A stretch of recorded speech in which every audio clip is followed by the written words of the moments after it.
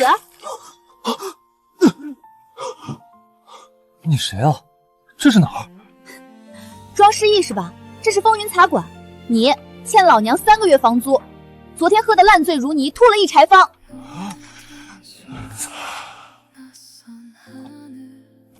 我这是穿越了，我不是正写论文的吗？关键这原主还是个废物书生，欠债落榜，最后喝酒喝死了。老天，你确定不是在玩我？别装死，今天要么还钱，要么给我擦桌子扫地，以功抵债。疼，我干还不行吗？大堂的桌子全擦干净，少1张扣1天工钱。昨儿个李公子那个词绝了，锄禾日当午，上班好辛苦，笑死我了。不行，还是张秀才那个好。君问归期未有期，红烧茄子油焖鸡。这个世界的古人都是些什么妖魔鬼怪？哟，这不是我们连考5次都没中，差点喝死的林默林公子吗？怎么酒醒了？还认得我是谁不？张秀才。那你还记不记得上次你斗词输给我，欠了我3两银子？记得。今天我也不跟你要钱，再斗一次，赢了你的债一笔勾销，我还替你出3个月房租；输了你跪下来给我磕3个响头，然后滚出长安城。别看我，你摆的烂摊子自己收拾。好，斗什么？老规矩，接词。我说上句，你对下句，对不上来或者对的不好，就算你输。来，听好了，天若有情天亦老，人若有情死得早。你不按套路来，你只说要接，没说必须按套路啊。好，再来，床前明月光，你来接。李白睡得香。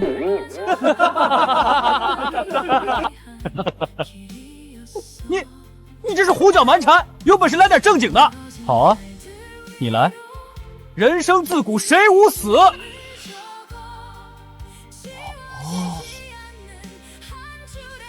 有谁拉屎不用纸？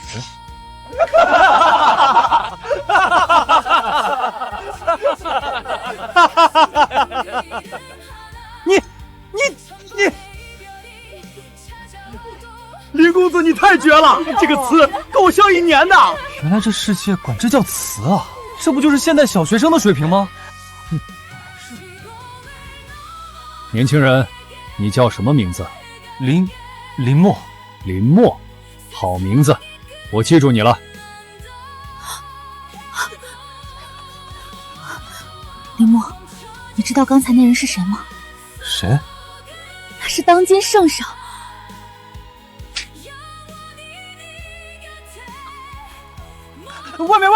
外面怎么了？天塌了？比天塌了还厉害！外面排了200多人，全是要来看林公子的。林默，我没偷懒，我在思考人生。思考人生？外面200多号人都是冲你来的，你给我打起精神来！啊？你，林公子，人若有情死得早的下半句是什么？林公子收我为徒吧，我带了办事礼。林公子，这是我自家养的鸡。这什么情况？什么情况？我不就怼了个人吗？你昨天斗词赢了张秀才，又被皇上亲口夸了，现在全长安城都知道风云茶馆有个林默，造词天下第一。林哥，你就别谦虚了，有谁拉屎不用纸这句词已经在长安城传疯了，说书先生都编了段子。我一个正经大学生，代表作居然是一句屎尿屁。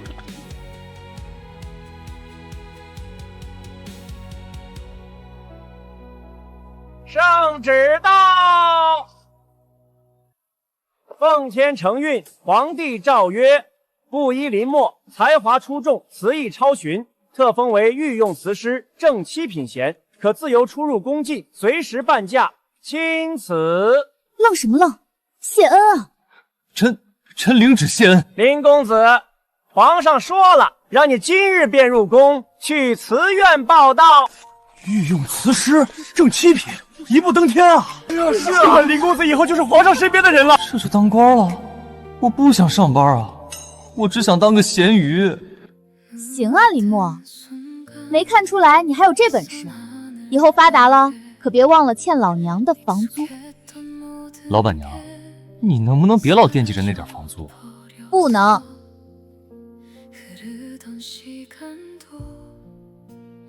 你就是那个有谁拉屎不用纸的林墨？粗鄙不堪，成何体统？这种人也配进祠院？我刚来就被孤立了，行吧，来都来了。林墨，老夫听说你有些歪才，但祠院不是茶馆酒肆，容不得粗鄙之语。今日老夫便考考你，看看你有没有资格穿这身官服。院长请出题。我出上联，你对下联。听好了，江山如此多娇。我以为多高深了，那可就别怪我不客气了。江山如此多娇，引无数英雄竞折腰。昔秦皇汉武略输文采，唐宗宋祖稍逊风骚。一代天骄成吉思汗只识弯弓射大雕。俱往矣，属风流人物，怀看今朝。好一个属风流人物，还看今朝。林墨，你果然是朕的国宝。老夫服了。林墨，从今日起，你就是朕的御用词师，随时可来宫中见朕。朕有预感，你会让文朝的词文化翻开新的一页。是，臣遵旨。我能拒绝吗？穿越第3天，成了御用词师，这剧情发展也太快了吧！吃吧，今天辛苦了。老板娘，这碗面收钱吗？不收，就当是给你庆祝的。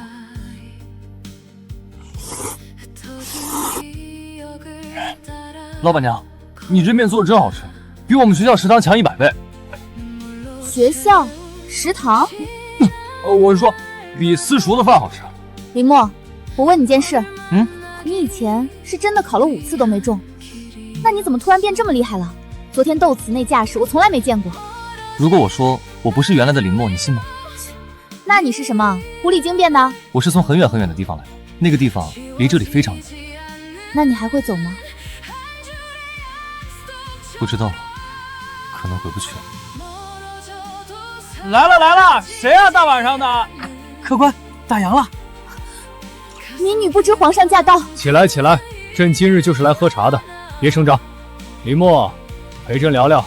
林墨，你跟朕说实话，那些词你是从哪儿学来的？回皇上，臣从小爱看书，乱七八糟的都看，可能是看得多了，脑子里就自己冒出些奇怪的东西。有意思，朕造了20年词，还没见过这种风格的，新鲜有趣，还特别解压。皇上有压力？你以为皇帝好当？每天批不完的奏折，应付不完的大臣，有时候朕就想找个人说说话，听点有意思的事。那臣以后多给皇上讲点好玩的。现在就讲一个。皇上听过买橘子这个词吗？买橘子？什么橘子？说是有个人去驿站送他父亲，父亲说我去买几个橘子，你就在此地，不要走动。后来这句话就成了占人便宜的说法，因为这是父亲对儿子说的话，说这话的人就是在自称爸爸。哈哈哈，这个好，下次朕就这样跟靖王说。哈哈哈哈哈哈！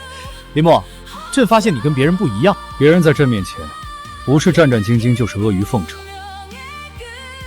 你却不一样。其实，臣就是没来得及害怕。就冲你这没来得及害怕，朕以后常来，你可别嫌朕烦。臣不敢。朕走了，你早点休息。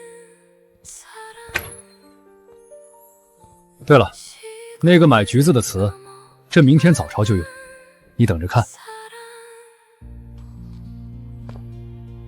林墨，你这是跟皇上聊上家常了？好像是。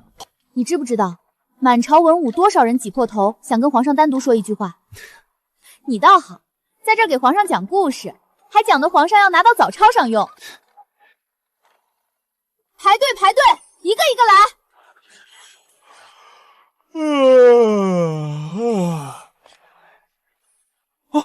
我操，这什么情况？林哥，这是张府的礼单，这是李府的拜帖，这是丞相府的邀请函，你快看看。大理寺少卿，我不认识啊。你现在是皇上面前的红人，谁不想巴结你？就这些礼单，够你吃一辈子了。老板娘，这些礼物你不会要抽成吧？聪明， 3七分，你3我7。凭什么？凭我是你债主，凭你住我的茶馆。林默接旨，皇上有旨，即刻入宫，不得有误。这么着急？睁开双眼，陌生的天际。臣林默参见皇上。林默，你来的正好，朕批了一上午奏折，脑子都快炸了，快给朕讲点什么。皇上，这些都是今天要批的？才批了一半，这也太多了吧？996都没这么狠。996什么意思？就是早上9点到晚上9点，也就是从巳时到戌时，每周干6天，就是每7日之中曹作6日，休沐1日。这个好，朕就是996，不对，朕是007，0点到0点，每周7天。皇上，臣以为御用词师应当以创词为主业，而非插科打诨。爱卿说的对，那林默，你今天有什么新词？臣昨晚想了几个。林大人，老夫想请教一下，你造的那些词可有典籍依据？没有。可有先贤出处？也没有。哼，那便是信口胡诌，野胡缠罢了。丞相大人，请问100年前那个退敌的谐音词，可有典籍依据？可有先贤出处？臣以为词之所以为词，不在出处，在能不能让人记住，能不能让人会心一笑。如果能，那便是好词。说得好，丞相啊，林默这话说的在理。100年前那句屠城词，不也是说书先生随口说出来的？现在不照样刻在了建国碑上？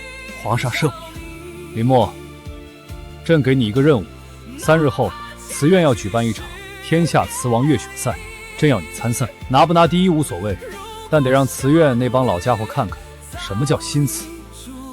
臣遵旨。还有上次那个买橘子的词，朕在早朝上对晋王用了。晋王什么反应？他说：“陛下，你去买橘子。”那臣在这等着，他压根儿没听懂。林公子，您给评评我这个春眠不觉晓，处处蚊子咬。好，好，好。林公子，我这个更好。人生得意须尽欢，莫使金樽空对月，对月容易长痘痘。你们开心就好。小二哥，那位就是近来名声大噪的林默。正是，林哥可是我们茶馆的活招牌，客官要不要过去认识一下？不急，我再看会儿。小兄弟，聊两句。您也是来找我造词的？不，就是想聊聊天。听说你对兵法也有见解。您对兵法感兴趣？略懂。你说说看，若是一支孤军被围，如何破局？这要看被围在什么地方。如果是山地，就利用地形的伏击；如果是平原，就制造假情报误导；如果是城池，最关键的不是硬拼，是让敌人以为你要往东，实际上你往西。这就是围魏救赵的核心思路。有意思。你说的围魏救赵这个说法，我在兵书上从未见过。废话，当然没有，我自己瞎琢磨呢。瞎琢磨能琢磨出这个，更难得。小兄弟，你叫什么名字？林默。林默，好名字。那您怎么称呼？我姓李，行大，叫我李大哥就行。李大哥，来，我敬你一杯。林默，你是哪里人？京郊的，养父带大的，他去世的早，后来就吃百家饭。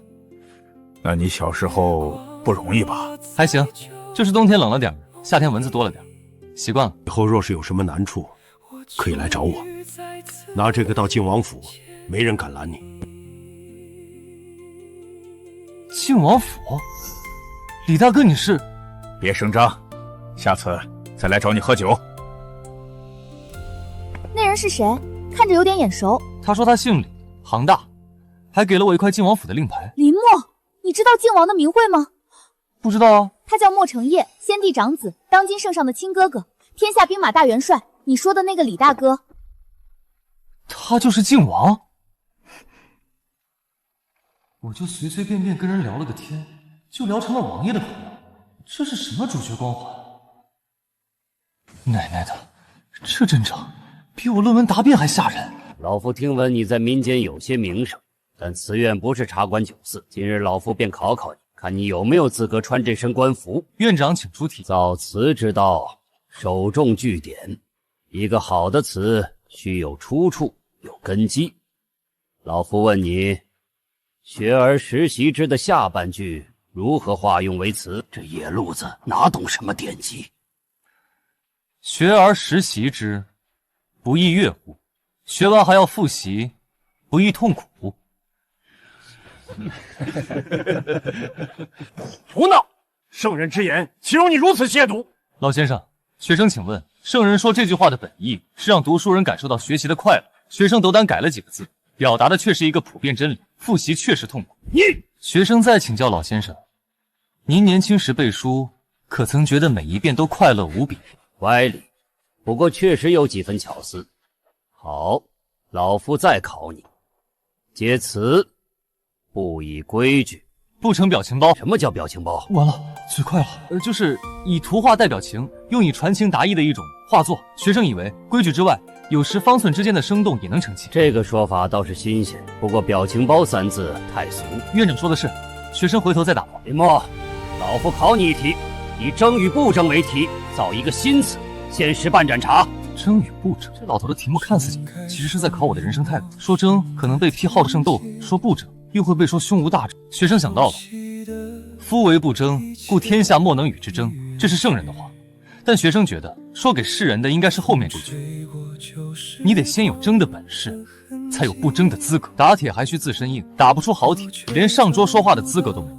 但你的铁打得够硬够好，够让所有人服气，那时候你放下锤子说不争了才有人听。没有实力撑着，那不叫不争，那叫争不过。所以学生以为应先争一口气，争到无人敢小觑，再争一席地，争到无人能撼动，别人才会尊敬你。哈哈哈哈！老夫活了60年，今天才听明白什么叫不争之争。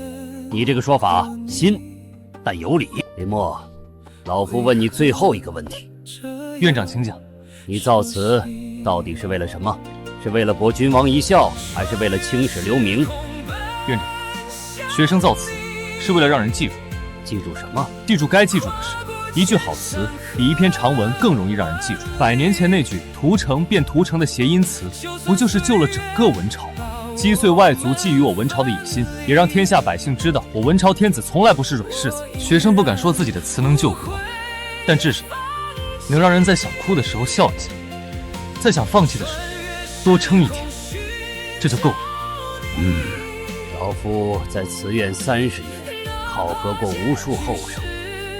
今日你的回答让老夫汗颜，你有资格留在这里。好，朕在外面听了半天，林墨你果然没让朕失望。皇上过奖。爱卿，现在你觉得这个野路子怎么样？皇上慧眼识珠，老臣无话可说。好，从今日起，林墨正式入词院，谁还有异议？上辈子写论文被导师骂，这辈子凭几句歪理就成了国宝。人生啊，就是这么离谱。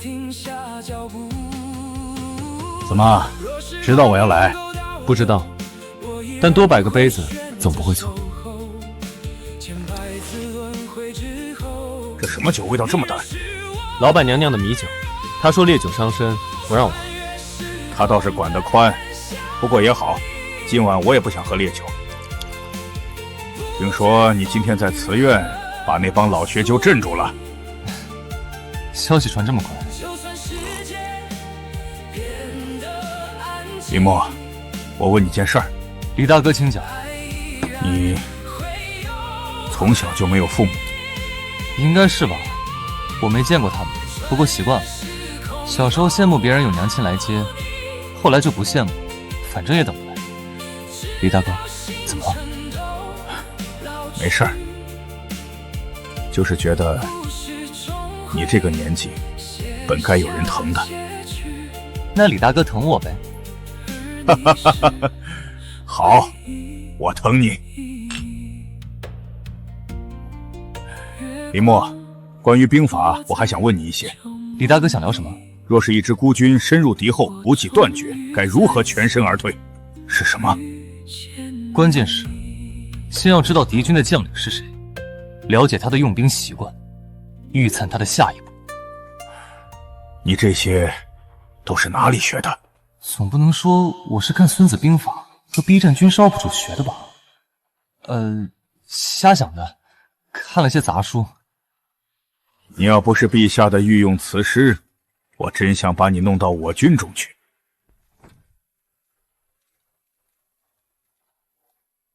聊什么呢？这么认真？再聊怎么打仗。林墨会打仗，他连杀鸡都不敢看。老板娘，我不要面子的嘛。老板娘，你这茶馆里藏了个宝贝。是，还是个欠我3个月房租的宝贝。改日再来找你喝酒，下次带坛好酒来，别喝这米酒了。行，李大哥慢走。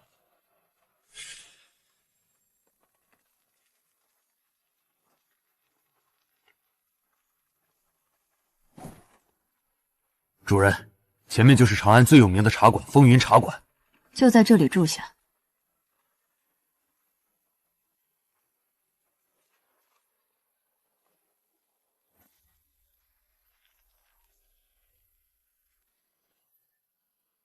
不可能！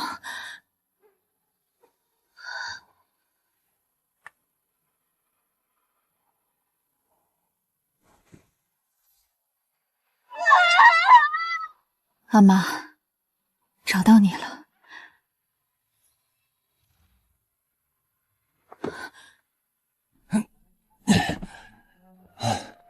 辛苦了。对了，对面客栈来了个西域商队，看着挺有钱的，改天去拉拉生意。西域商队，那得走老远了。我打听了，走了快2个月，领头的还是位女商人呢。听说在西域可厉害了，管着好几条商路。女商人，那倒是不常见。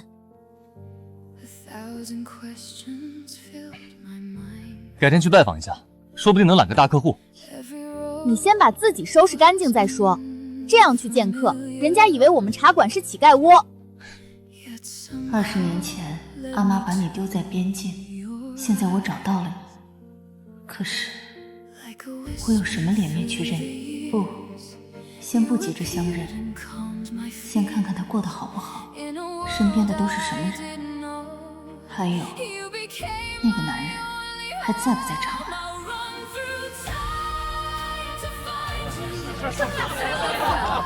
林公子，你说的那个格局打开，我今天试了一下，被媳妇儿骂了。你拿这个跟媳妇儿说话？林公子，别理他，给我造个新词吧，我明天要去相亲。相亲造什么词？你好好说话就行。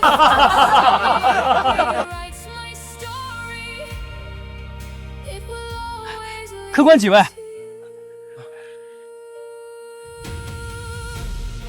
你就是林默？是我。您是？我姓李，家父是当朝丞相。原来是李公子。失敬。听说你被封了御用词师，还进了词院，托皇上的福。皇上是被你那2句粗鄙之语逗笑了吧？论真本事，你觉得你比得上词院的那些老先生？李公子说的是，论学问，我确实比不上各位老先生。我不过是运气好，你知道就好。不过李公子，运气也是实力的一种，您说对吧？牙尖嘴利，我今天就看看你到底有多大本事。来，跟我斗词。输了怎么样？输了，你就当着全场的面，承认自己不过是靠运气的跳梁小丑。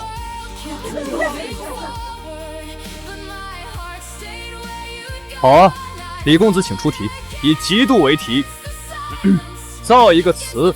我先来。嫉妒之心，人皆有，君子藏得深，小人写在里。李公子的词很好，典雅、工整、有道理。但我造词喜欢反着来，嫉妒就像一杯毒酒，你以为倒给别人喝，其实自己一直在喝。再补一个，与其嫉妒别人的光，不如自己点一盏灯。李公子，这2个词，您觉得如何？算你走运。全场的茶钱我出了。客官慢走。你得罪丞相公子了。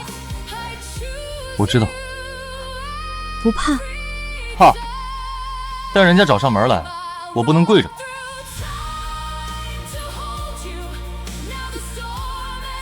这来路不明的穷酸小子，也敢让我当众出丑！公子息怒，那个林默确实是皇上面前的红人。红人，我倒要看看他能红几天。去查。把他从出生到现在每一件事都给我查清楚，来路不明的人身上一定有见不得光的东西。是。林墨，你给我等着！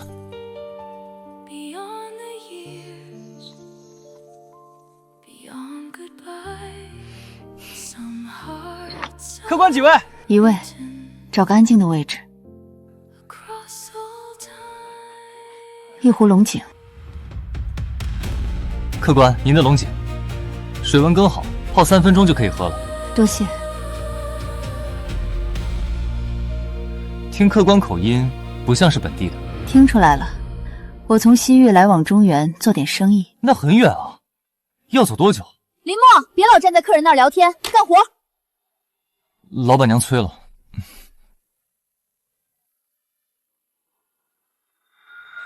客官，您的茶凉了，我给您续一壶。好，林公子，坐下来聊两句。客官怎么称呼？您知道我？长安城不认识你的人恐怕不多了，叫我云姨就行。好的，云姨，找人找到了吗？还没有，20年前丢的人不是那么容易找的。丢了20年，是我亲手弄丢的。那时候年轻，做了件这辈子最蠢的事。那您现在后悔吗？每一天都在后悔。林公子，你脖子上的玉佩挺别致的。这个养父留给我的，说是捡到我的时候就戴在身上。能让我看看吗？上面刻了个云字，我猜可能跟我亲生父母有关。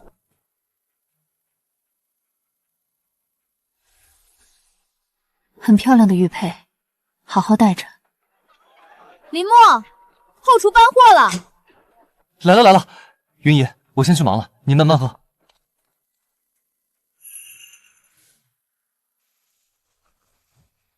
是我的儿子，他还活着，都长这么大了，可是我没有资格认他，没有资格叫一声儿子。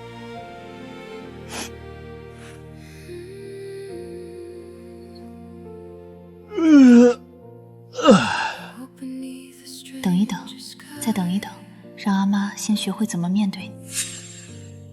好酒，那当然，这是西域进贡的葡萄酒，总共就那么几坛，皇上分了我2坛，那我可得省着喝。不用省，喝完还有。吕大哥，怎么了？我脸上有东西？没什么，就是觉得你长得有点像一个人，像我年轻的时候。吕大哥，你这是变相夸我长得帅吗？你小子脸皮倒是厚。林墨，我问你件事，你养父有没有跟你说过你是从哪里被捡到的？没说太多，只说是在京郊路边捡到的，大冬天裹在一床破被子，冻得嘴唇发紫。那他有没有提过捡到你的时候你身上有什么东西？就有块玉佩，别的没有。不早了，我回去了，你早点休息。好，李大哥慢走。怎么会这么像？怎么了？没什么，就是李大哥今天有点奇怪。他是有点奇怪，一个王爷3天2头往茶馆跑，还老找你喝酒。可能是我人格魅力太大，今天怎么都在问玉佩。云，王爷，你有何吩咐？去查一下，20年前京郊有没有人捡到过一个弃婴？不可能是他，不会这么久。是。云夫人您来了，老位置给您留着呢。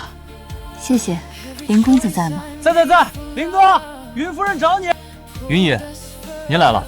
今天带了点东西，想请你帮忙看看。我试试。林公子，你读过很多书？杂书读得多，正经书一般。那你小时候是在哪里读书的？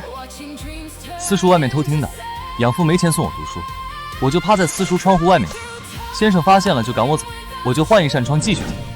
后来先生看我实在执着，就默许我在门口站着听。冬天也站在外面？冬天就多裹一件衣服，反正冻不死。云姨，您怎么了？没什么，就是觉得你小时候一定很不容易。还行吧，习惯了就不觉得苦。再说，要不是那时候偷听来的那些书，我现在也当不上御用词师。云夫人，这是店里新做的桂花糕，您尝尝。老板娘有心了。这家伙又在这偷懒聊天。冤枉！我在帮云姨翻译商单，这是正经工作。行吧，完事儿赶紧去后厨帮忙。老板娘对你挺好。他天天骂我。骂你的人，往往是最在意你的人。好了，不耽误你了，快去忙吧。行，云姨，您下次再来，有什么需要翻译的，尽管找我。冬天就站在外面，冻不死。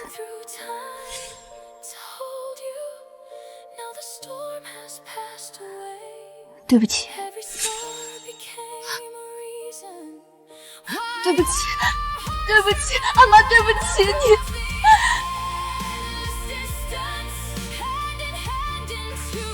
不行，我不能丢下他不管。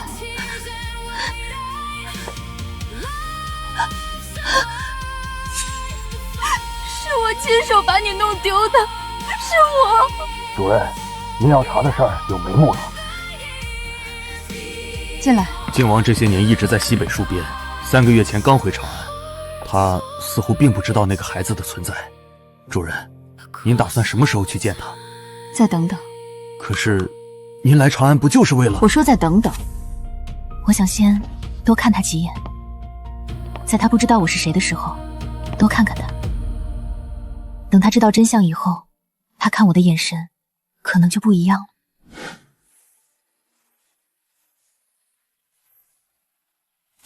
林公子早。云姨早。今天还要翻译商单吗？今天不了，我就是过来喝杯茶。他眼睛怎么有点肿？昨晚没睡好。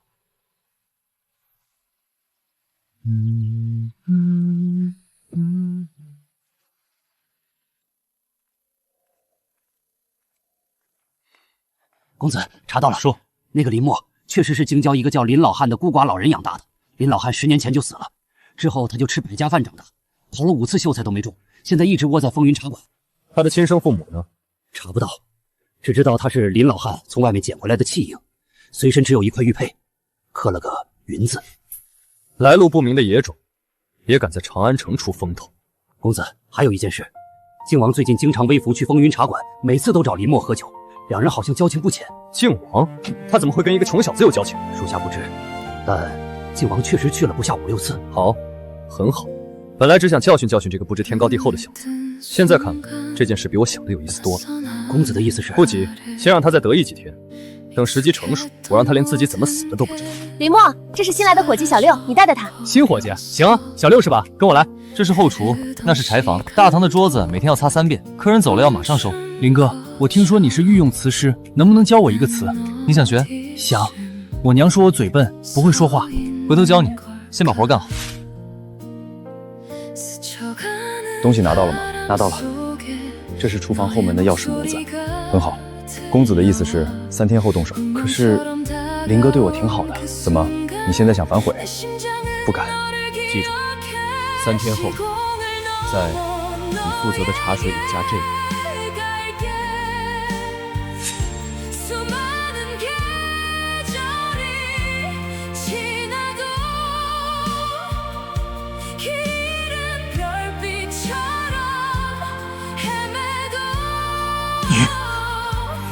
好久不见，李大哥，云姨，你们认识啊？我们是旧识。你怎么会在这里？来找人。找谁？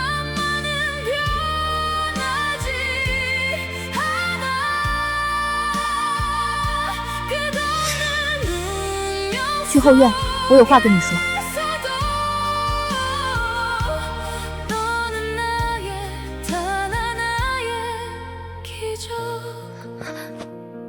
别去，他们有重要的事。那个孩子还活着？活着。是林默。你终于猜到了。他是我儿子。这是另一半，你可以去对一下。我每次来找他喝酒，每次和他聊天下棋，我都觉得这人特别亲近，特别为投缘。我只当是忘年交，原来不是投缘，是他身上流着我的血。我本不想这么快告诉你，但既然撞见了，那就说了吧。你当年为什么不去找我？找你？你被文朝召回，杳无音讯。我写了13封信，全都没有回音。我等到了孩子出生，你连一字都没送来。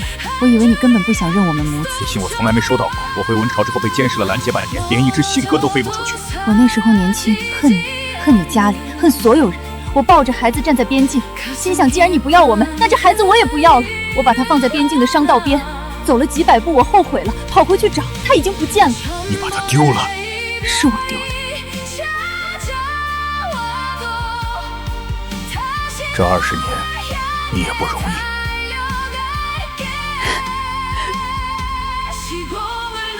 李大哥和云姨到底什么关系？你那个云姨不是一般人。什么意思？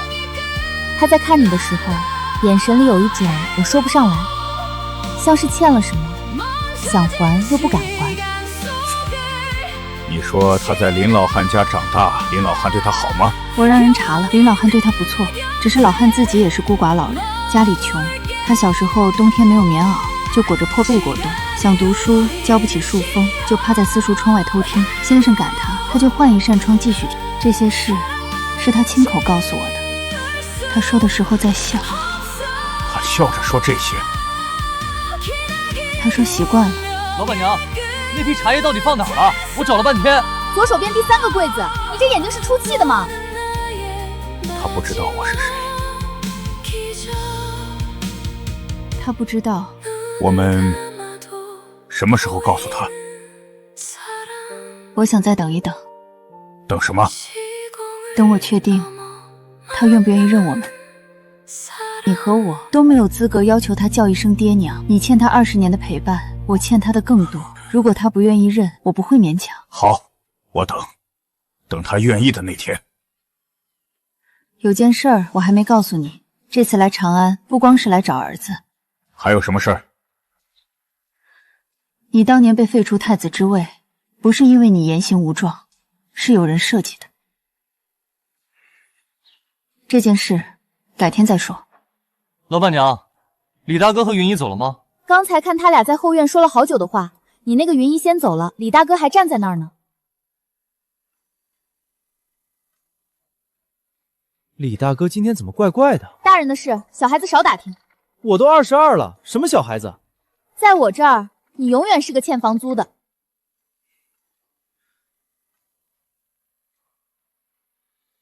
进来。王爷有何吩咐？上次让你查的事，不用查了。王爷说的是京郊弃婴的事儿。我已经知道了。王爷，那位林公子是我儿子。王爷，恭喜王爷。恭喜什么？我连认都不敢认他。为何？因为我没养过他一天。他小时候冬天没有棉袄穿，吃百家饭长大。而我呢，我在西北大营里喝着温酒，烤着火盆，根本不知道这世上还有一个儿子在受苦。你说我有什么脸去认他？王爷，那他知道了吗？还不知道。我和他母亲商量过了，先不告诉他，等他自己愿意接受的时候再说。属下斗胆说一句，那孩子既然能从一个窗外的旁听生变成御用词师，说明他不是一般人，他比我们想象的要坚强得多。也许他知道真相之后不会怪你。唉，但愿吧。你去一趟西域，帮我查一件事。王爷请讲。查当年我被废除太子之位的真相。阿史那云说是有人设计的。属下遵命。就算他不想认我，我也得给他一个说法。他的父亲不是被人随意摆布的废物。主人，进来。靖王府那边有动静。什么动静？靖王派了一个贴身护卫连夜出城，方向是往西。他信了。主人，您打算什么时候告诉靖王关于那个人的事？不急，等他查完回来，等他亲眼看到证据，我再告诉他那个人的名字。现在告诉他，他未必能信。主人，还有一件事。说。丞相府那边最近也在打探林公子的底细，他们查不到您和靖王的事儿，但似乎不怀好意。盯紧丞相府，他们要是敢动我儿子一根头发，我会让他们知道，西域的商队不光会做生意。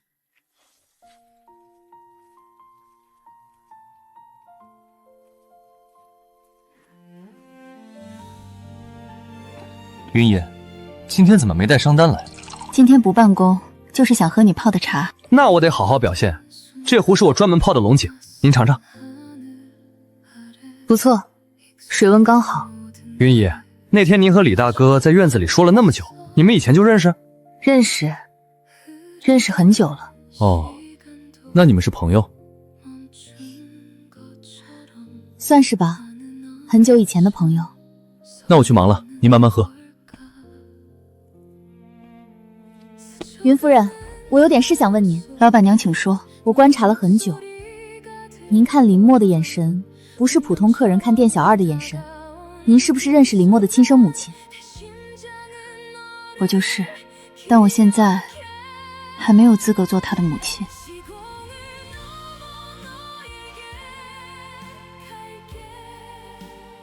林墨，你到底招惹了多少事？我想了一整夜，你说的对，我们谁都没有资格。我知道你想认他，我也想。每天晚上看着他在对面茶馆里忙来忙去，我都想冲过去告诉他，你是有娘的孩子，但我不能。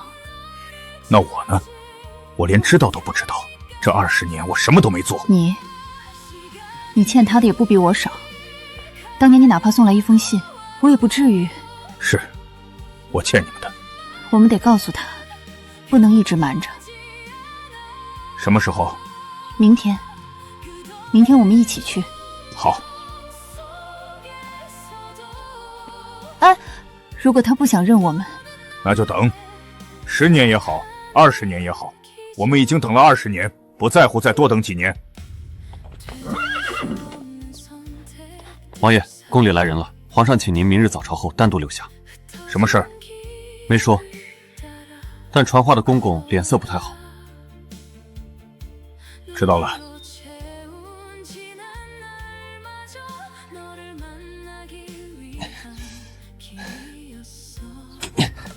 这柴怎么这么硬，手都快起泡了。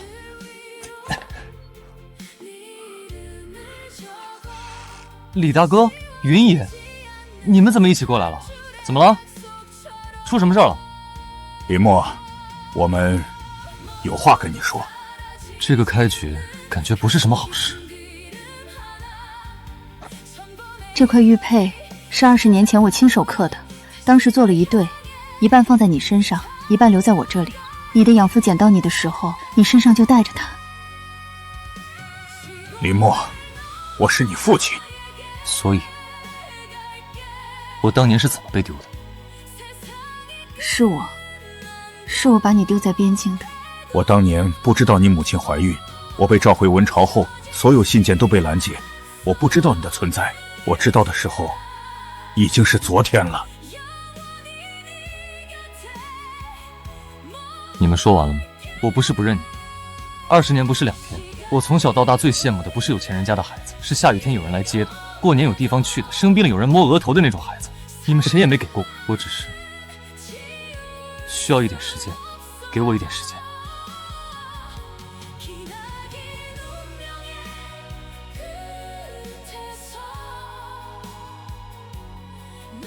林墨，老板娘，今天柴还没劈完。不急，我去给你倒杯水。再给我10分钟。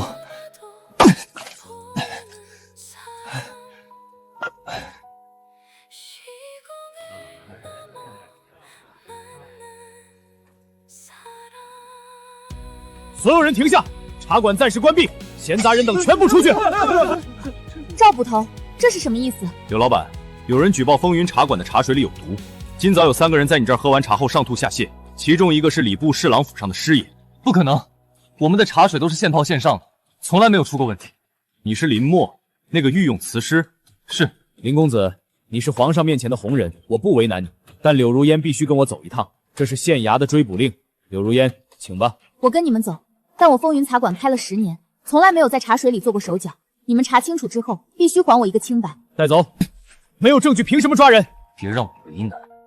如果我说不，林墨，让开。老板娘，你拦不住他们的，别做傻事。茶馆还要有人照看，你不在，李大厨和小二怎么办？老板娘，谁敢动我们老板娘？放下刀！王小二，别哭，我没事，过2天就回来了。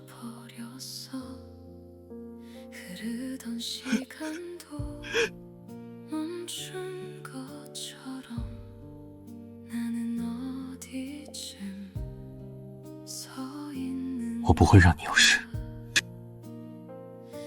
我复盘一下，今天早上来喝茶的那批客人是在什么时间段出事的？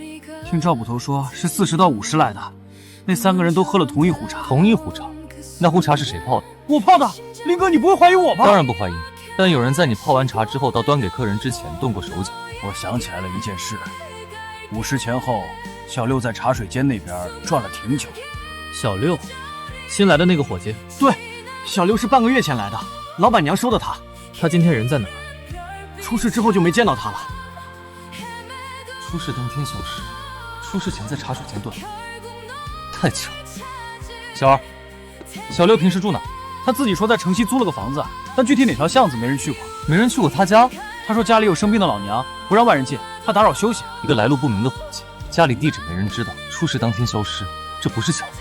小二，你还记不记得小刘刚来的时候是谁介绍的？他说是看到门口贴的招工警告来的，但是后来有一次我好像在街上看到他和一个穿黑衣服的人在说话。黑衣人？对，在茶馆后巷。我当时没多想，以为是他朋友。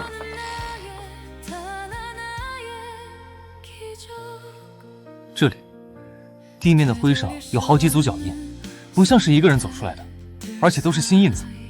后巷黑衣人频繁往来，小刘果然有鬼。小二，明天你悄悄去查一件事，去礼部侍郎府附近打听一下，问问出事那几个客人去茶馆之前有没有见过丞相府的人。丞相府？我现在还不能确定，但整个长安城最想让我出事的人只有一个。如果真的是最贵的茶，最贵的点心，一个诗友请2个朋友喝最贵的茶。茶馆规矩是先付后喝，他们为什么能走单？这不是老板娘的脾气。有人事后补了一笔，想把走单伪装成已付款。果然，茶馆里有内鬼。林哥，查到了。说。我打听了一圈，终于找到出事那个孙师爷的邻居。那邻居说，前天晚上孙师爷家里来了一个穿黑衣服的人，送了一大包东西。孙师爷送那人出门的时候，态度特别恭敬，嘴里还喊了一声管家。管家？你确定他没喊别的？确定。那邻居说，他清清楚楚听到的。长安城里有几个丞相？林哥，你是说丞相府？嘘，现在还不能确定。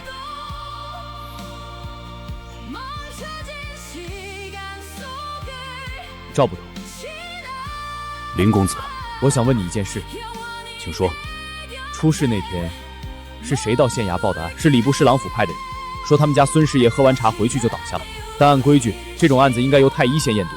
太医验完之后，确认是茶水里下了药才通知的我。太医验毒的结果我能看一下吗？你是御用词师，有资格看。跟我来。管家送东西，孙师爷请客，事后有人补账本，内鬼小六消失。这些线索指向同一个方向，丞相府。但光有线索还不够，我得拿到实实在在的证据。王爷，林默求见。快请。王爷，我有点事想请你帮忙。什么事？茶馆出事了，老板娘被抓了，罪名是茶水里下毒害人。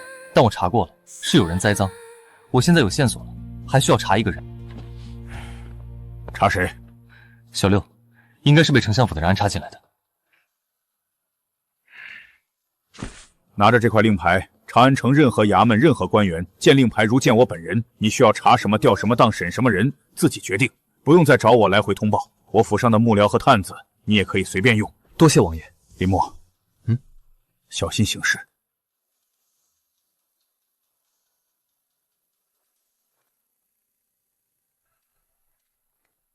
王爷，您怎么不让他多待一会儿？他来找我帮忙是信得过我，我不能在这时候跟他谈私事。王爷，您手在抖。他说王爷，不是李大哥，也不是。银子到手了，再躲2天，等风声过了就出城。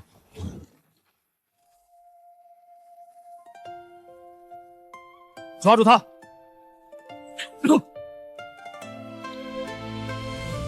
这些银子是丞相府那个管家给你的？不关我的事，我什么都不知道。什么都不知道？你收了银子，往茶水里下了药，事后又溜回茶馆补了一笔假账，你做的每一步都有人看见。账本上的假账我已经查过了，你的笔记和账本上补的那行字一模一样，是他们逼我的。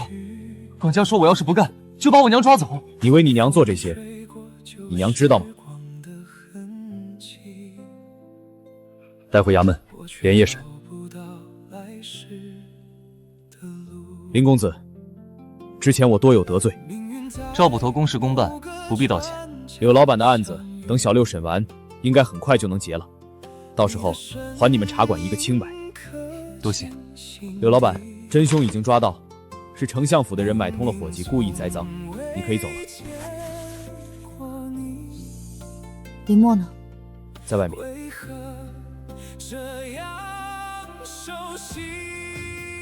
早上了，穿上吧。老板娘，你可算出来了，我们都快急死了。回来就好，回来就好。我早上炖了一锅鸡汤，回去就能喝。你查的？辛苦你了。不辛苦。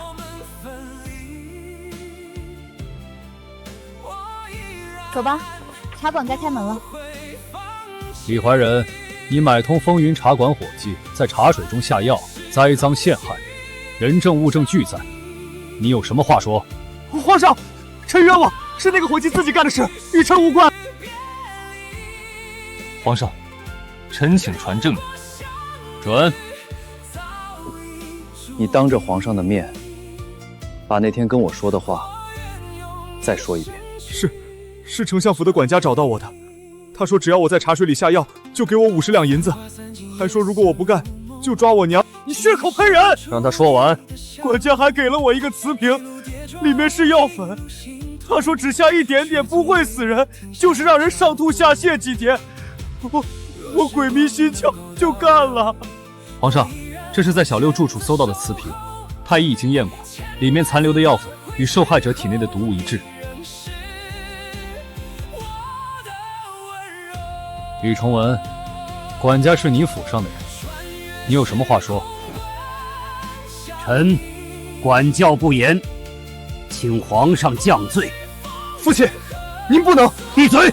你管教不严是事实，但此事的主谋李怀仁，你嫉妒林墨得宠，买通伙计下药栽赃陷害无辜，手段卑劣，心肠歹毒，按律该当何罪？启禀皇上，栽赃陷害之人入狱者，按律当革去功名，杖5时，流放3000里。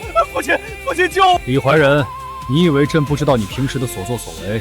欺男霸女，横行街市，欺辱寒门。朕一直看在丞相的面子上，给你留了几分余地。但你这次动了朕的人。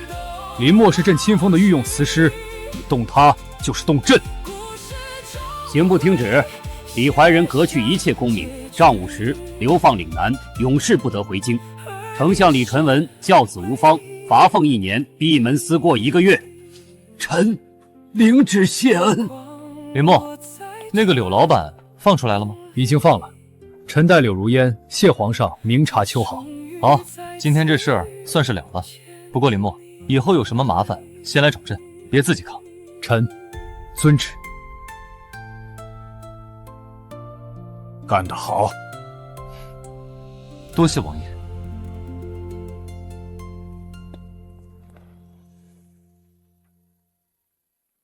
吃吧，今天辛苦你了。这算是我这几天的工钱吗？不算，就是想做给你吃。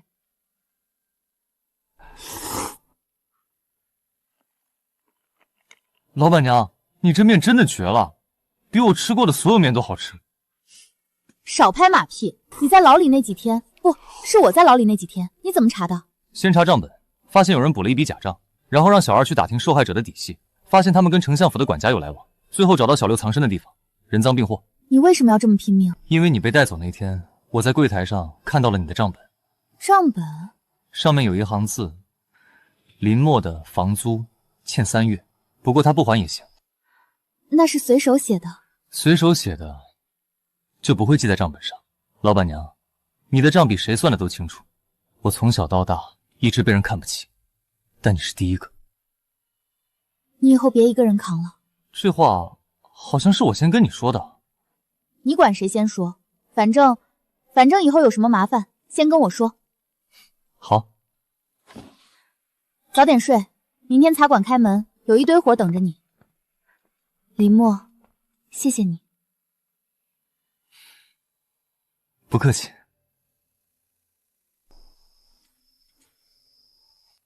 这是什么？吉他。吉什么？我自己做的乐器。你坐下，我弹首歌给你听。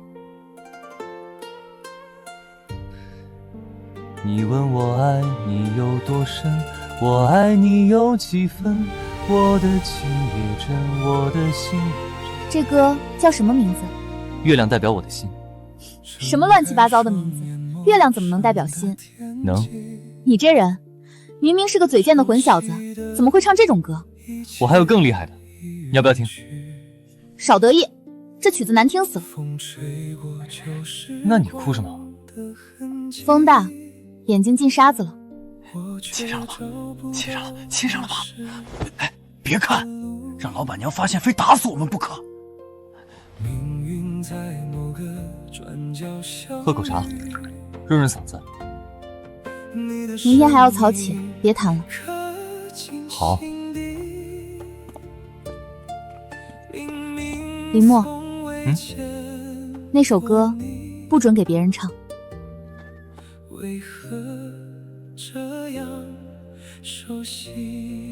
尝尝，新配方。谁让你动厨房了？李大厨说我可以试试。还行。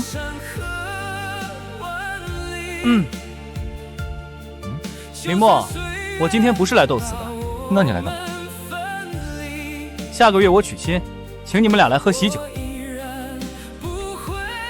陈府，你终于有人要了。别小看人，人家陈小姐可是自己看上我的，说我的词虽然老套，但人实诚。恭喜啊，张秀才，到时候给你封个大红包。多谢老板娘。对了，到时候还请林公子给我主持婚礼。我主持婚礼？你在长安城最会说话了，不找你找谁？没问题，他一定去。谢谢。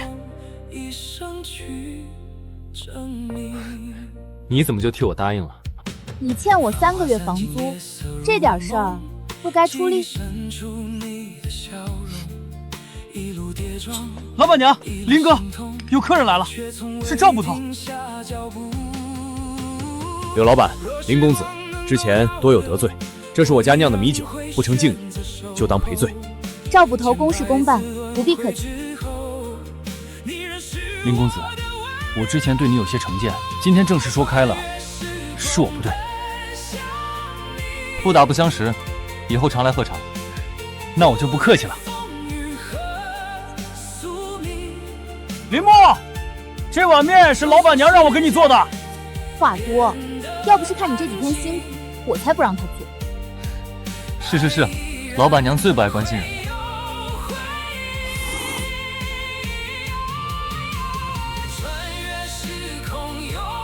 什么？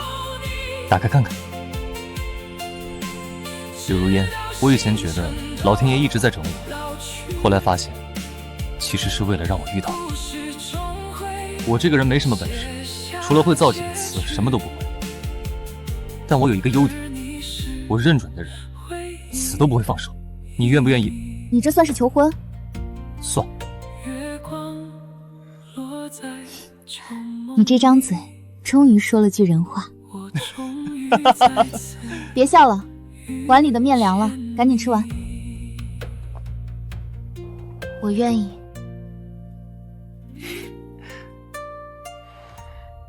林哥，亲上了吗？吃你的饭。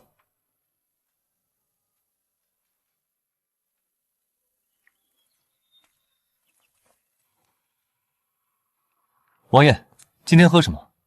龙井就行。茶馆的生意恢复了？恢复了，这几天比之前还忙，大概是出了那件事之后，大家都知道风云财馆是清白的，反而更愿意来了。那就好。如果还有人找麻烦，用我给你的令牌。令牌我收好了，不过暂时用不上。赵捕头现在隔三差五来喝茶，顺便帮忙维持秩序。这片的混混现在看到茶馆都绕着走。云夫人，还是老位置。今天坐这边吧，采光好。这俩人明明有话要说，非得隔着一张桌子。林公子，上次给你的商单翻译的不错，今天又带了一份，有空帮我看看。行，等会儿忙完我过来。能做吗？坐吧。这两个人比年轻人都别扭。护卫去西域了，1个月左右能有消息。你信我说的了？我信你不会骗我。20年前我写了13封信，你觉得我是骗你？我不是那个意思。查到之后，你打算怎么办？先查清楚是谁做的，然后再说。你会造反吗？如果是，林默怎么办？他是御用词师，是皇帝亲封的人，你让他站哪一边？我不会让他为难。那就把这件事了干净，不是为了皇位，是为了给他一个说法。总算有点进展了。你看什么呢？看两个不知道该怎么说话的人，终于开始说话了。你也是那种人。我话多得很。话多不等于会说心里话。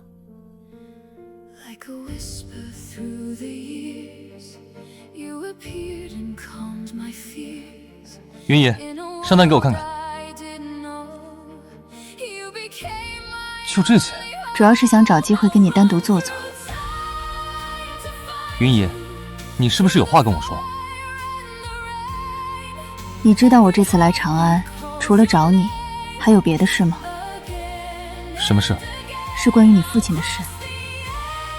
他当年失去皇位继承人，不是主动让的，是被人设计陷害的。我这次来，就是要找到证据，还他一个清白。谁陷害的？先帝授意的，但具体执行的人，是一个到现在还活得好好的老家伙。他不在这朝堂上，在西域。在西域？对，我在西域这20年，不只是做生意，我在查他，现在已经有眉目了。只是，如果查到水落石出，可能会让你父亲和皇上之间翻出旧账。你是说，皇上可能知道这件事？皇上当年才8岁，他应该不知道。但先帝做的事，如果全部翻出来，皇上的面子往哪儿搁？你父亲受了30年的委屈，如果要追究，追究到什么程度才算够？所以，这个案子如果查到底，我父亲和皇上可能会翻脸。有可能。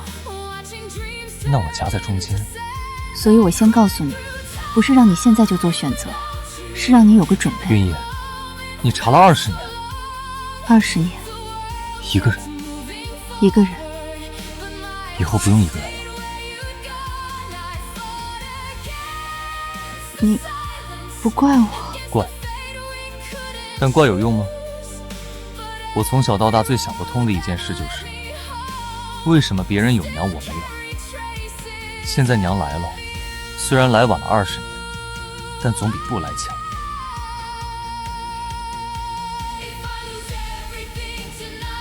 云野，今天先到这儿，改天我叫你一声试试。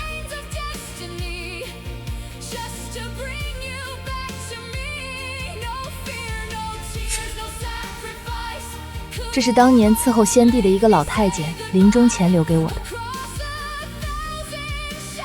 靖王殿下无罪，先帝忌惮殿下军功，恐其功高震主，暗示老臣等罗织罪名。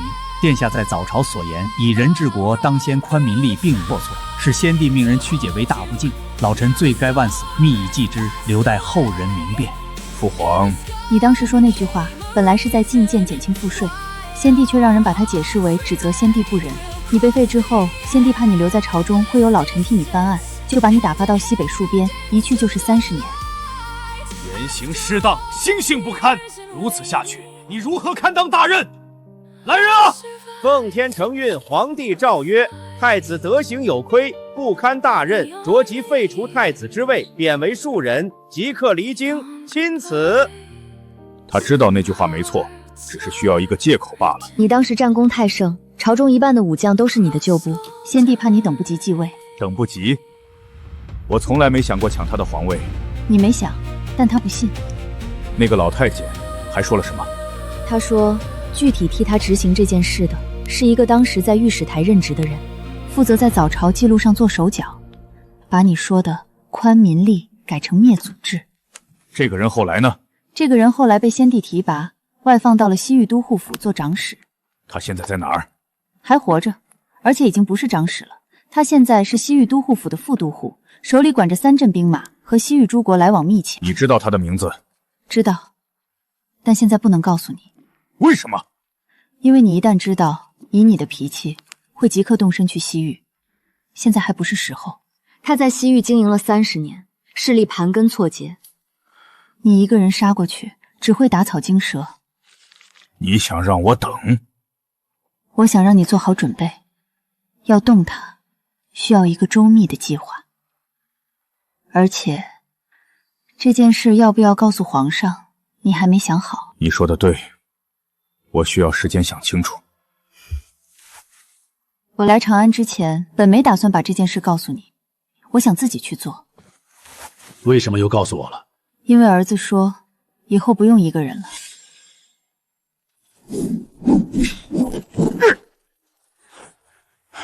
王爷，您今天练的比平时重了1倍。心里有事，手上就重了。还是那封信的事儿。你跟了我多少年了？15年，从王爷在西北戍边的时候就跟着你了。那你应该知道，我从来不是贪图皇位的人。属下知道，当年父皇废我认了，我以为是我说话没过脑子，得罪了父皇。30年过去，才知道那从头到尾都是一场戏，而我当了30年的傻子。如果我把这件事翻出来，皇上会怎么想？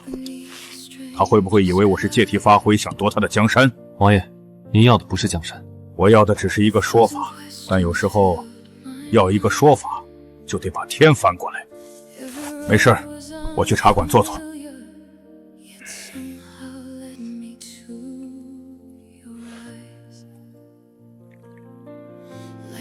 你今天脸色不太好，昨晚没睡？看出来了。你每次来茶馆都是因为心里有事，今天没带酒，说明事情更大。你小子倒是会看人。我问你一件事，如果有一天你发现你最信任的人做了一件对你不公的事，而且这件事影响了你的整个人生，你会怎么做？要看这件事现在还能不能改变。改变不了，过去的已经过去了。那就看这个人还值不值得继续信任。如果你还信任他，那就把事情说开；如果不再信任，那就各走各的路。但如果是我会先试试能不能说开，因为有些话说开了是误会，说不开就是一辈子的结。你说的对，我进宫一趟。莫非他和皇上之间又发生什么事了？皇上，靖王求见。快请。皇兄今天怎么有空进宫？来，坐下说。30年前，先帝废臣太子之位，皇上可知其中内情？皇兄怎么忽然问起这个？因为臣近日得知，当年臣在早朝上说的那句话并无过错，是先帝让人曲解为大不敬，以此为借口废了臣。皇兄，朕并不知情，但朕是受益者。如果不是皇兄被废，这个皇位本不是朕的。臣不是来翻旧账的，只是想知道这件事皇上打算怎么处置。皇兄想要什么？皇位朕不能还你，但其他的皇兄尽管开口。臣不要皇位，臣要的是一个说法，是先帝做错的事由皇上来认，不是认罪，是认这个错，然后告诉天下人靖王当年是被冤枉。朕是天子也是人子，你让朕如何开口？如果皇上不愿意公开，臣也不勉强，但臣要知道一件事。当年替先帝执行这件事的人还活着，他在西域手握重兵，臣要查他。如果查到他的罪行不止这一桩，皇上会不会拦我？皇兄，朕给你一道密旨：靖王莫成业奉旨查案，西域诸国及都护府见旨如见朕。朕给你权力，让你亲手把害你的人绳之以法。等案子水落石出，朕会下一道诏书，还你清白。谢皇上。不用谢。皇兄，这30年是朕欠你的。王爷，你进宫是为了刚才问我那件事？已经说了。结果呢？皇上给了我一道密旨，让我去西域查案。这是最好的结果。那你去吗？去，但不是现在。等护卫带回那个人的确切消息。林墨，如果我去西域，你愿意跟我一起去吗？不急，你慢慢想。西域茶馆怎么办？他怎么办？靖王、皇上、父亲。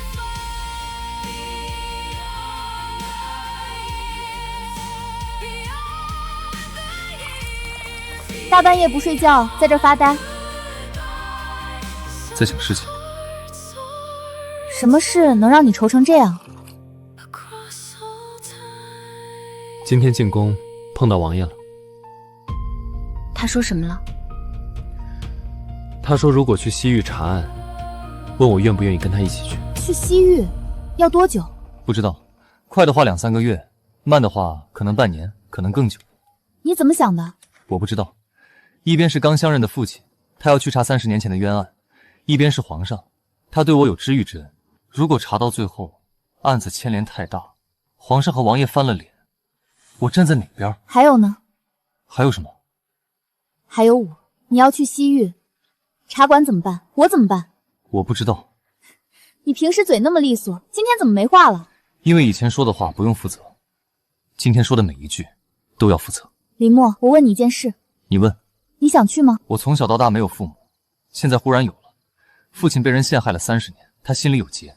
母亲为了查这件事儿，在西域一个人待了20年。我不劝也不会怪我，但他们会继续一个人扛。我跟云姨说过，以后不用一个人了，这句话不能白说。那你还在犹豫什么？我在犹豫你。林墨，你平时那股聪明劲儿都去哪儿了？别死心眼儿，谁说非得2选1？你就不能动动脑筋，找个2全其美的办法？你这脑子，连茶馆下毒案都能破，连有谁拉屎不用纸都能想出来，现在怎么就转不动了？你要是去了西域，茶馆又不会跑，我也不会跑。死心眼，2全其美，有了。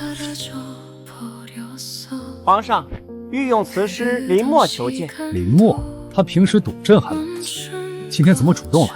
快去！臣参见陛下。行了行了，私下里别这么多礼。今天怎么想起来看朕了？皇上，臣想跟您说一件事。什么事？关于靖王的事。说。王爷已经拿到了当年的证据，陷害他的人，先帝是受益的，但具体执行的人还活着，在西域都护府身居要职。这个人的名字，他知道了吗？王爷的护卫已经去西域查了，应该很快就有消息。林墨，朕问你，你觉得王爷会怎么做？臣了解王爷，他不会造反，他要的不是皇位，是一个说法。你这么确定？确定，因为如果他想要皇位，就不会先把这件事告诉皇上，他会直接带兵回来。但他没有，他是把选择权交给了皇上。你说的对，如果他要夺位，不会来找朕，懿旨朕已经给他了，他会去西域查案，朕要他亲手把害他的人绳之以法。等案子水落石出，朕会下一道诏书还他清白。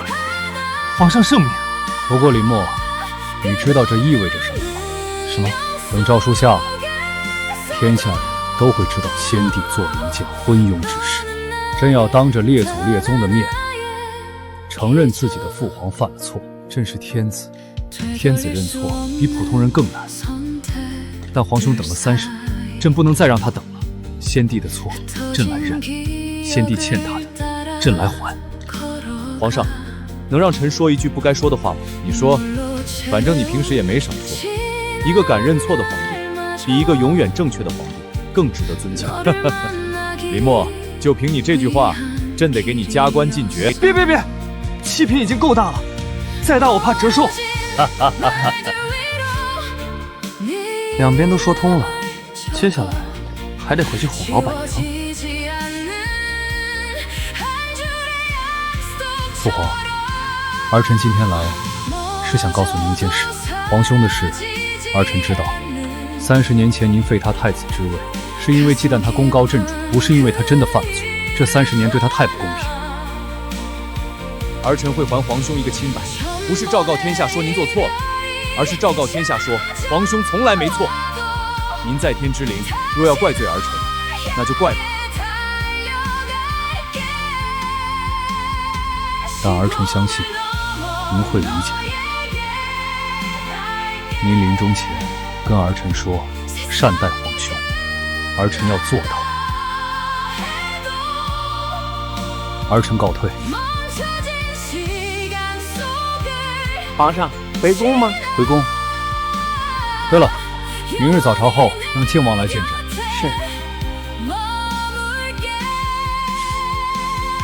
王爷，回来了，怎么样？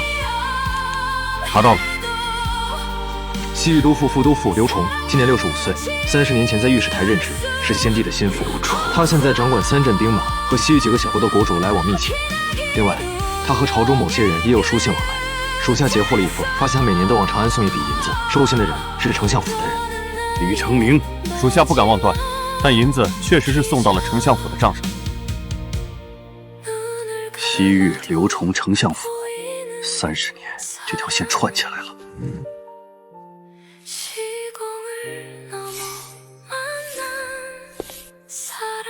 王爷，护卫回来了。查到了，那个人叫刘崇。你打算怎么做？去西域亲手抓他。什么时候？半个月后，需要时间准备兵马、粮草、通关文书。带多少人？不带兵，带兵去西域会引起不必要的麻烦。我带100亲卫，以奉旨查案的名义去。皇上已经给了我密旨，沿途关卡都会放行。100人不够，刘崇在西域经营30年，手里的兵力远不止这个数。我不是去打仗的，是去抓人。要出其不意，趁他还没反应过来的时候拿下。我跟你去。你确定？确定。我答应过云姨，以后不用一个人了。这句话对你也是一样。你不怪我？怪。但你是我父亲。没听见算了，我就叫这一遍。我听见了。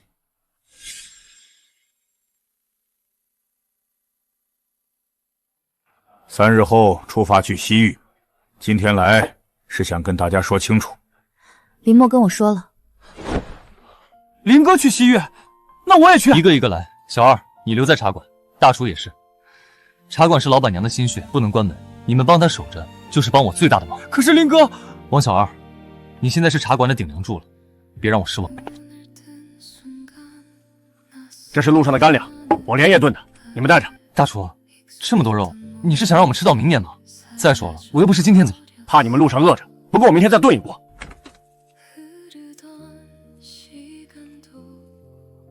听说你们要出远门，去西域，茶馆这边不用说，茶馆我帮你看着，有我在，没人敢动风云茶馆一根筷子。这是我写的西域行路指南，我翻遍了所有能找到的西域游记，把沿途的驿站、水源、路程都记下来了，不一定全对，但总比没有好。张秀才，你一个婉约派秀才，怎么还会写这种东西？我虽是婉约派，但我也是读书人啊。再说你走了，谁跟我斗词？你得活着回来。云夫人，林墨我就交给你了。你不一起去？茶馆不能关门，但我答应过他，不会跑。我在这里等你们回来。好，我会把他好好的给你带回来。我跟你说句实话。什么？我以前最怕的事是好不容易有了家，又要一个人。但今天看到他们，我觉得我不是一个人，有很多人等着我回来。别废话了，去收拾东西，路上别给我惹事。遵命。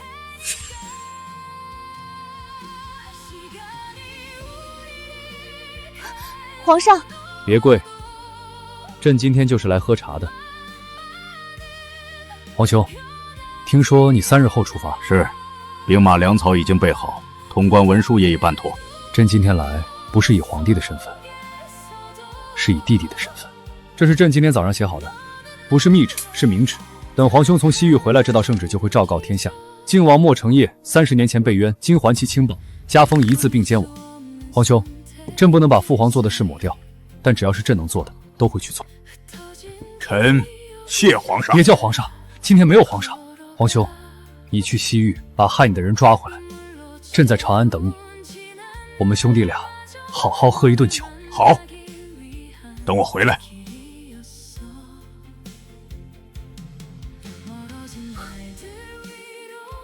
林墨，臣在。你是朕的御用词师，朕给你放个假。西域那边的风土人情，你给朕好好看看，回来给朕造几个西域风味的词。臣遵旨，回来给皇上造个骆驼牌的词。好，朕等着。云夫人，朕知道你是皇兄的人，这20年来你受的苦，朕也有所耳闻。等皇兄回来，朕亲自给你们补一场大婚。皇上，别推辞，这是朕欠皇兄的，也是欠你的。风云茶馆，这名字起得好啊！风云汇聚，然后风云再起。祝你们一路顺风。这个皇帝值得我给他造一辈子的词。这是从御酒窖里拿的30年陈酿，是父皇在世时藏的。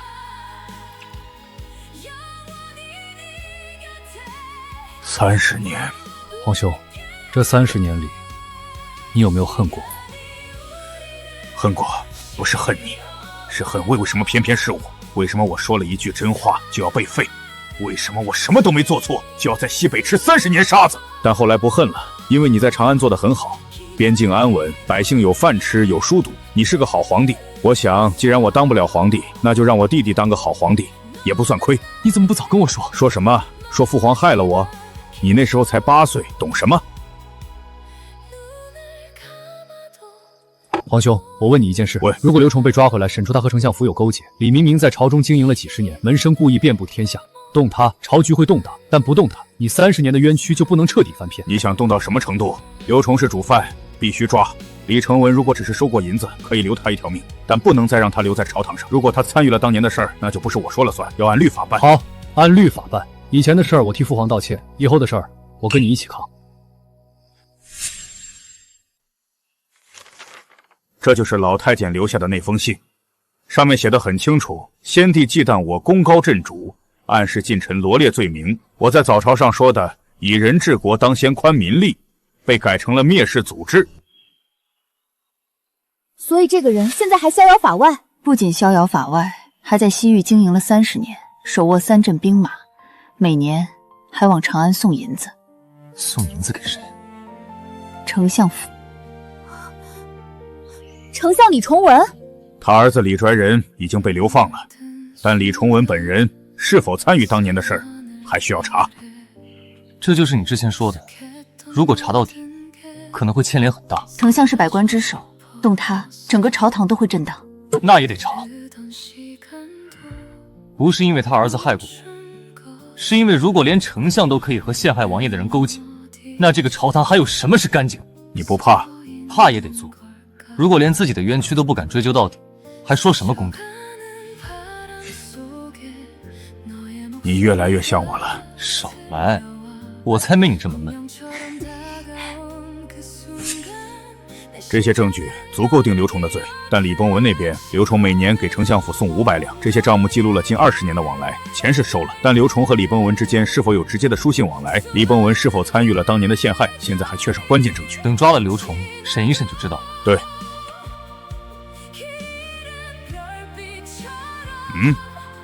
王爷，宫里来人了，皇上请您和公子即刻入宫。刘崇，朕对这个名字有印象。当年外放西域都护府的名单里，他排在很前面，父皇亲手批的。是，先帝亲自提拔的。皇兄，你说这个案子查到底，会不会查到朕想象不到的地方？会。如果查到先帝身边的人，查到当年参与此事的老臣，有些人已经告老还乡，有些人已经死了，还有些人还在朝中。皇上怕什么？怕查到最后，朕不得不在孝和义之间选一个。臣斗胆说一句，说，臣以前读书时看到过一句话：父母有过，劝而不逆。意思是，父母犯了错，但不是以对抗的方式。先帝确实做错了事，但当守子女要做的不是替他背锅，而是替他收尾。天下人会因为皇上还了公道而尊敬皇上，不会因为先帝做错了事而责怪皇上。谏而不逆这4个字，朕记下了。皇兄，这个案子，朕全权交给你，抓到刘崇，审出结果，该抓的抓，该抄的抄，朕给你撑腰。臣领旨。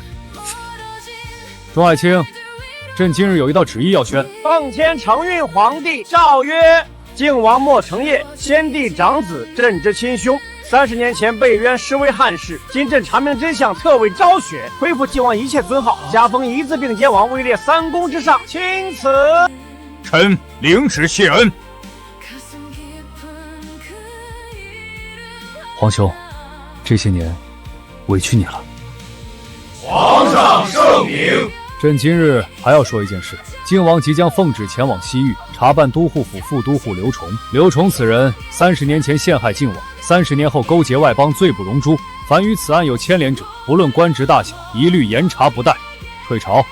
老板娘，林哥，圣旨下了，王爷被加封了，一字并肩王。真的？真的，全长安都在传，说皇上当着满朝文武的面亲自把王爷扶起来，还说委屈你了。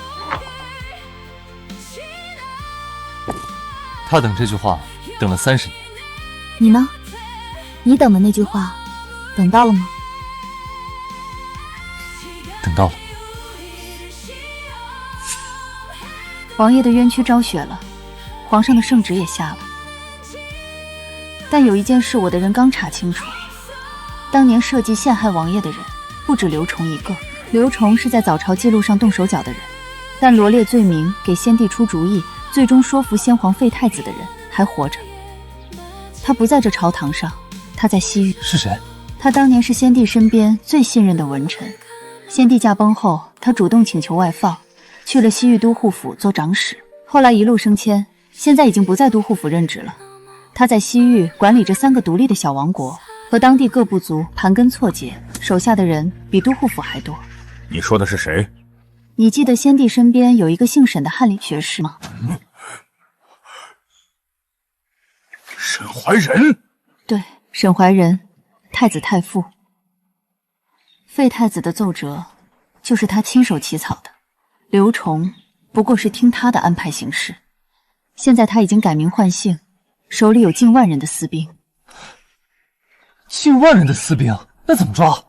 不能硬抓，到了西域先看情况。这件事皇上知道吗？还不知道，我想先跟你们商量，要不要告诉皇上。必须告诉，但不是现在，等我们到了西域，掌握了更多证据，再一并上报。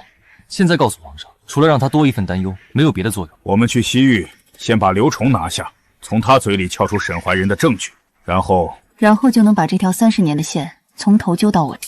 明天出发，都准备好了吗？兵马粮草已备，100亲卫，全是西北跟过来的老兵。